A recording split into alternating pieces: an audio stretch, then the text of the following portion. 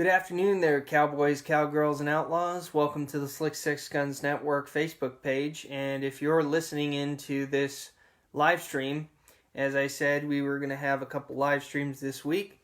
Today we are actually going to be doing what's called Controversial Thursdays. If you've been paying any attention at all, we have had Equipment Mondays, Historical Tuesdays, Get to Know Me or Funny Wednesdays, and today is going to be all about controversy. Well, what kind of controversy are we going to be talking about? Well, first off, before we even get into that, I want to say that I am drinking my coffee this afternoon. And yes, I know it is this afternoon in some parts if you're tuning in from wherever you are. But, you know, what they always say it is 5 o'clock somewhere. It's also 5 a.m. somewhere. So, we have our cup of coffee in hand. For those of you that have it, feel free to get it out. I'm drinking the awesome blend of homebrewed coffee. So, sit back, relax, and feel free to enjoy a nice little conversation that you and I are going to have today. So, for this topic, I went ahead and picked something that had to do with the Western shooting sports. And once again, this is not going to be a political topic. This is going to be specifically relating to the Western shooting sports only. So if you're here for political commentary, it's not going to happen. I apologize. But what we are going to talk about today is something that has been kind of popping up in SAS that I have noticed, and I kind of want to get your opinions on it. For the next 10 minutes, I'm going to be talking about this topic, and what I would like you to do is ask your questions, personal or on the topic related, over the next 10 minutes. And when I get to the last 5 minutes of the conversation, this is supposed to be roughly a 15-minute live stream, I will try to answer at least 3 questions, if I get them, that is. If not, then we're going to go ahead and close out the live stream for this week, and I will be seeing you all on Monday. However, let's go ahead and get started. So the controversial topic that we're going to be talking about today is actually a little bit having to do with some long-distance shooting when it comes to SAS. Now, most of you out there who are cowboy action shooters are part of the cowboy game, and then there's a couple of you that are actually part of the long-distance side match. I am part of the long-distance side match as well. One of the things that I saw recently posted in the Cowboy Chronicle was having to talk about Garand side matches. Now, this is interesting.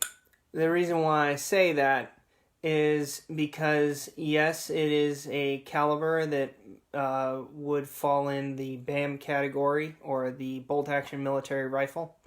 But the Garand is obviously not a bolt-action, even though it shoots the 30-06 round found in the 1903 Springfields, which are quite frequently allowed in bolt-action military rifle classes. This Garand-style matches kind of came across as very unusual to me. I am aware that obviously one of the side matches in SAS is also the Wild Bunch, mainly because of the Wild Bunch movie. That's kind of where they got their inspiration from, in which they use semi-automatic 1911s, not single-action pistols, and that is perfectly fine. I find that very good and appropriate for SAS because of, obviously, SAS doesn't just pertain to the historical aspect of shooting. It pertains to the what's seen on the silver screen, and they have a B Western category and all that, and I think that's great. But the Garand matches is something that kind of came out of nowhere, and I'm really having a hard time, quite frankly, saying why that's even in SAS, considering that it is not a single action weapon, it's not a bolt action weapon for BAM, and furthermore, it wasn't even developed between the period of 1860 to 1911. So, you know, quite frankly, I don't even know why it's there. My guess is that what happened was a lot of people saw that they were shooting bolt-action military rifles, and then said, well, we have Garands and we want to take them out and shoot them. So that what they decided to do was get all their buddies together and grab their Garands and go shooting for the day. Now, there's a caveat to this. As my understanding is in the rule book, any match, long distance or otherwise, that is sanctioned by a SAS club can be put on as long as the match director and or club members approve of it. I have no problems with this, but I still think it's very weird to have a Garand in a long distance side match. It doesn't at all go with the times. You're talking about World War II, when we should be focusing more on the single action era and double action, and even double action pistols came around during that time period too. But you didn't have semi-automatic rifles during that time period, and those didn't really come out until between World War I and World War II time frame. And I'm not an expert on semi-automatic rifles, so I don't know officially when they came out, so please don't quote me on that. But to say that they were used in the Old West era and in the Wild Bunch, that's not really a thing that I agree with. So I quite frankly think that match should be taken out. Maybe it can be held at a local club. Like I said, one of the rules in the Single Action Shooting Society is if a club sanctions it and they approve of it, then they can have it. But as far as putting it at like a state or regional match, I don't really agree with it, and I don't think it should be allowed.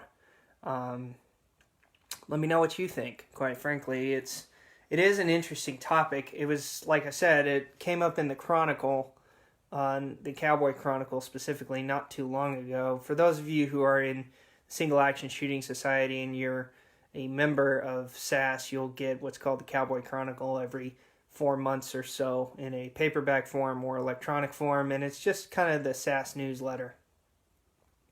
But one of the things I saw was that they were coming up with Garand matches, and when I looked at that, I just said, well, that's just not anywhere near what we are as a Western heritage sport. So, I don't think that should be the case. I'm not saying that you can't own a Garand. I think Garands are great. I don't have one. I have thought of having one at some point, but it's just not where I think we should be.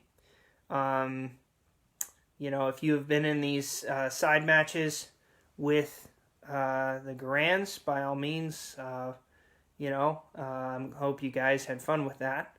But just in my opinion, I think we should stay away from the Garands and just focus on bolt-action military rifles, which, goes along with the Wild Bunch. I guess the same thing could be said of the Swiss K31s. But once again, that kind of falls along the action more than it is the year that the weapons were developed. Because you got the bolt actions, and then you've got the straight pull actions, and so, the straight pull could be quicker than the bolt or vice versa, but they're both relatively operating under the same speed as opposed to something that is a semi-automatic rifle. I say that, and then I know there's people out there that can shoot lever guns faster than any semi-auto. So, but, take what I say with a grain of salt. This is just one cowboy's opinion or shooter's opinion, depending on how you view me. So I hope you got a little something out of that commentary. Feel free to leave down in the comment section what you think of the Garand side matches. Let me know. I'll try and answer your questions as best as possible. If not, I'll try and look up the answer. I'm going to give a couple more minutes on this live stream to have you guys ask your questions, personal or otherwise. Remember, I'm going for 3 questions. to get to know you better and you to get to know me better and us to have some coffee together. So, we'll kind of have that go for a little bit longer, and then if I don't get any questions in the next couple minutes and get a chance to answer you guys, then we'll go ahead and sign off. But just to let you guys know, I am doing live streams for a longer period of time, and where I'm doing this is actually on my Patreon channel, my Patreon Facebook page. For those of you that are interested in supporting the Slick Sixguns Network and like what I do, you can help out, and with that you get some extra privileges of seeing some background content, as well as seeing longer live streams. I get to do more one-on-one with you, depending on what tier you pick. So feel free to take a look at that as well. All right, well, I don't see that I have any questions as of right now. Keep in mind that we are going to try and have some live streams maybe next week. Well, that depends. I might actually have a few other things going on. So we may have to pick up live streams here in a couple weeks. So I hope you've enjoyed this live stream, and I will talk to you later. You have an amazing day.